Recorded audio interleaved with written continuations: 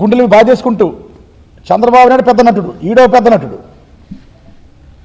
చంద్రబాబు నాయుడు అబద్ధాలు ఈ మధ్యకాలంలో ఖాళీగా ఉన్న చంద్రబాబు నాయుడిని కలడానికి, అంటే 294 నియోజకవర్గాల్లోంచి 175 నియోజకవర్గాలు వచ్చేసినటువంటి చంద్రబాబు నాయుడు ఈ రాష్ట్రంలో చాలా ఖాళీగా ఉంటున్నాడు ఈ మధ్య. అటు అంత ఖాళీగా ఉంటున్న చంద్రబాబుని కలడానికి ఈ కొండబాబు 9 నెలలు పట్టింది. 9 నెలలు అయింది చంద్రబాబుని కలడానికి. అంటే ఇతని పరిస్థితి చంద్రబాబు గారు అది. నీ అవినీతి, మీ అన్నయ్య అవినీతి అంతా తెలుసు అక్కడ. తెలుసు కాబట్టే నీకు ఈరోజు నీకు 9 నెలలు పట్టింది. ఓకే, చాలా కొన్ని పేపర్లు తిట్టారని రాశారు, కొన్ని పేపర్లు ఏమో మారుతారని రాశారు. అది నాకు అనవసరం, ఎవరైనా ఒకటే మాకు తెలుగుదేశం పార్టీలో. అది నీ పరిస్థితి, నీ స్థాయి. నేను అంటాడు గుండెలు బాధేసుకుంటూ, నేను చిన్న స్థాయి కార్యకర్తని నేను తీసుకొచ్చి కార్పొరేటర్ని చేసి పెద్ద నాయకుని చేస్తే నువ్వు కొనేసి తీసుకెళ్ళిపోయావని, నువ్వు కొనేసుకుని నీ ఎదురు పెట్టేసుకున్నావు. నువ్వు కార్యకర్తలని లీడర్ని ఎవరు డెవలప్ చేసావు చెప్పు. వైఎస్ఆర్ పార్టీ పుట్టి 12 సంవత్సరాలు అయింది. నువ్వు ఎవరిని డెవలప్ చేసావు, ఎవరిని అభివృద్ధి చేసావు చెప్పని చెప్పేసి ఆ మూర్ఖుడు నన్ను అడగడం జరుగుతుంది. అసలు నువ్వే పార్టీ, నీ నాయకుడే పార్టీ. నేను 89లో state youth Congress joint secretary, state youth కాంగ్రెస్కి 89లో. అప్పుడు నా వయసు 22 సంవత్సరాలు. అప్పటికి రాజకీయాలు ఉన్నా. అప్పుడు నీ వేడు కార్యకర్త, నీ బతుకంతా నాకు తెలుసు. బంధన రకాలు నువ్వు తిరిగేవాడు, అందరు కలిసి తిరిగేవాడు కాంగ్రెస్ పార్టీలో. 99లో ఇతను టికెట్ వెళ్తాడు, నా సెల్ ఫోన్ పట్టుకుని వెళ్ళాడు. వెళ్ళి తెలుగుదేశం పార్టీకి వెళ్ళాడు. నేను హరిగారు అంతా కాంగ్రెస్లో ఉన్నాం. ఇవన్నీ మర్చిపోకు. నువ్వు అప్పుడు మా వెనకాల తిరిగినటువంటి కార్యకర్త నువ్వు కాంగ్రెస్ పార్టీలో. నువ్వు నా పార్టీ తెలుగుదేశం పార్టీలో డెవలప్ చేసావు. ఎవరిని డెవలప్ చేసావు? నీ దగ్గర ఇంత మంచి కార్పొరేటర్లు, ప్రజల నుంచి నెగ్గిన వాళ్ళు వస్తే వాళ్ళు నేను కొనేసానంటావా? ఒక్క కార్పొరేటర్ నేను డబ్బు ఇచ్చానని చెప్పు. నేను చెప్పించిన కార్పొరేటర్తో నీ డబ్బులు ఇస్తే ఎక్కడ తెచ్చుకున్నారని? ఒక్క పార్టీ పదవి వేయాలంటే డబ్బులు, సూపర్వైజర్ చైర్మన్ పోస్ట్ చేయాలంటే డబ్బులు, మేయర్ ఎన్నుకోవాలంటే డబ్బులు, డిప్యూటీ మేయర్ మన ఉన్న డిప్యూటీ మేయర్ నీ డబ్బులు ఇవ్వలేదా? మీ తల్లిదండ్రులు ఒట్టే నువ్వు. మన జరిగే డిప్యూటీ మేయర్ నేను ఇచ్చుకున్నాం. కాకినాడ వాస్తవ్యులు, కాకినాడలో ఉన్నటువంటి వాళ్ళే మేయరు. డిప్యూటీ మేయర్ కూడా కాకినాడ వాళ్ళకి ఇచ్చుకున్నాం. ఒక ఎస్సీకి, ఒక బీసీకి ఇచ్చుకున్నాం. అది చిత్తశుద్ధి అంటే. నువ్వు పార్టీ పదవి ఇచ్చా డబ్బులు తీసుకోవాలి, కోఆప్స్ ఇచ్చే డబ్బులు తీసుకోలేదా నువ్వు? పేర్లు చెప్పను. ఈరోజు రాంబాబు గారు, యాల రామకృష్ణ ఇటువంటి అందరూ చాలా మంది ఉన్నారు. వీళ్ళందరూ డబ్బు తీసుకోకుండా ఇచ్చావు పదవులు నువ్వు మీ అన్నయ్య అని. ఏంటి మాట్లాడతావు నువ్వు నా గురించి? ఈరోజు చెప్తున్నాను, నాకు ఎవరైతే కష్టపడ్డారో, పార్టీ కోసం కష్టపడ్డారో, అత్యంత ఇంపార్టెంట్ పురుటి కుమార్ నాకు ఆర్ఎస్లో కష్టపడ్డాడు పార్టీ కోసం. దురదృష్టం అంతమంది లేడు.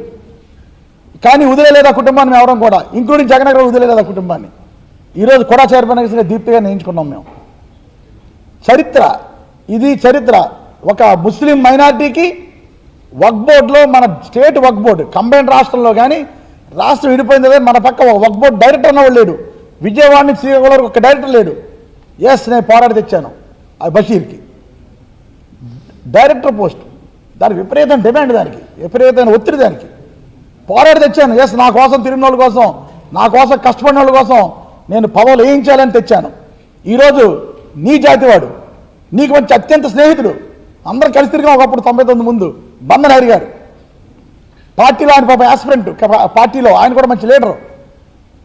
ఎలక్షన్ అయిన 3 నెలల్లో మత్స్యకార కార్పొరేషన్ వేయించాం ఆయనకి. బంధన హరి గారికి మత్స్యకార కార్పొరేషన్ వేయించుకున్నాం. అదేవిధంగా అల్లి రాజబాబు గారు యాదవ కుటుంబం, యాదవ కమ్యూనిటీకి సంబంధించిన వాడు. ఎక్కడ ప్రోగ్రాం ప్రోగ్రాం వెళ్ళిపోయేవాడు. అతని స్థాయికి మించి ఖర్చు పెట్టాడు పార్టీ కోసం. ఎందుకు ఖర్చు పెడతాం? పార్టీలో ఒక పదవి ఆశిస్తామని ఇమీడియట్ స్మార్ట్ సిటీ కార్పొరేషన్ వేయించాం. ఆవిడ ఒక గృహిణి, లాయర్గా చదువుకున్నారు. ఒక గృహిణి ఆవిడ మేయర్ చేస్తాను ఆశపెట్టి, కుటుంబం అంతా ఇల్లా మేయర్ చేస్తాను ఆశపెట్టి ఆవిడని బయట తీసుకొచ్చారు. కార్పొరేట్ నగ్గారు. ముందు రోజు కూడా అమ్మ నీకు వచ్చి ఇదే, నేను మేయర్ని ఇక్కడే చేస్తున్నాను. ఏమైంది నీ పార్టీలో? నీ మాటకి ఎందుకు వేయలేవలేదు? 3 పోటీ పడ్డారు ఆ రోజు. 4 పోటీ పడ్డారు. నువ్వు బొట్టు పెట్టింది ఎవరికి? లక్ష్మి గారికి. న్యాయం చేయలేదే? నీ మాట ఎందుకు అధిష్టానం వినలేదు?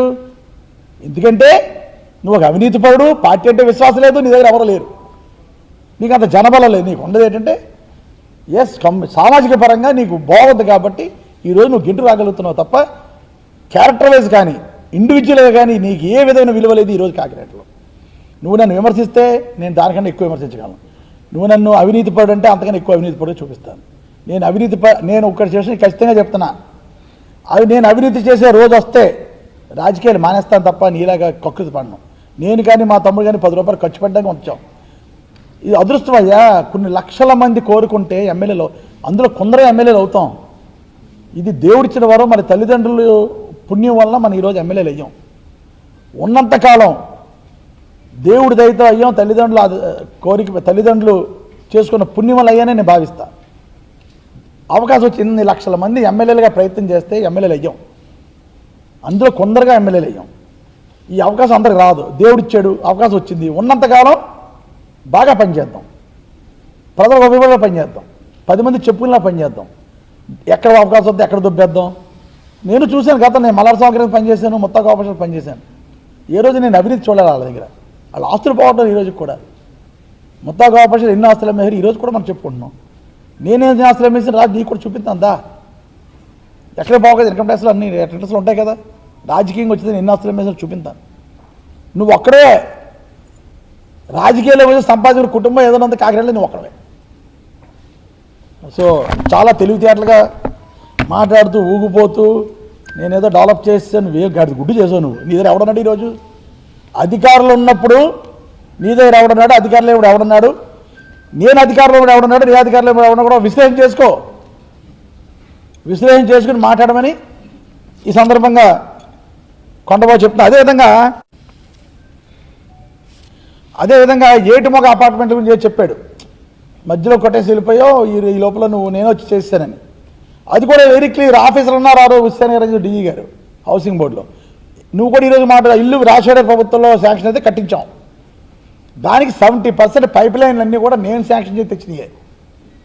ఏపీఎంఏడిసి నుంచి వచ్చిన ఫండ్స్తో అక్కడ వాటర్ ట్యాంకులు కట్టించి పైప్ లైన్ వేయించాను. లాస్ట్లో నువ్వు వచ్చి తూతూ మంత్రంగా 30% వరకు పూర్తి చేసి అదంతా నువ్వు పూర్తి చేస్తానంటావా?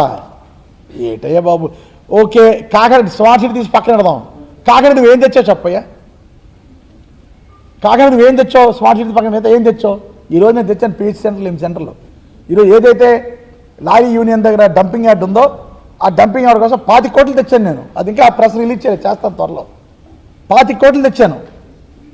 అది జనరల్ ఫండ్ నుంచి, స్వచ్ఛ భారత్ నుంచి, అన్ని 50th ఫైనాన్స్ అన్నీ క్రోడీకరించుకుని దానికోసం తిరిగి నేను రాష్ట్రంలో ఏ ఊరికి లేదు అంటే చిన్న మున్సిపాలిటీలకు ఇచ్చారు తప్ప కార్పొరేషన్ ఏ కార్పొరేషన్ ఇవ్వలేదు. కాకినాడ కార్పొరేషన్ నేను తెచ్చాను 25 కోట్లు.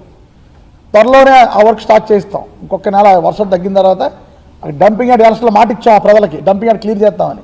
క్లియర్ చేస్తున్నాం. ఇదే చిత్తశుద్ధి ఉందంటే, చిత్తశుద్ధి అంటే ఇది.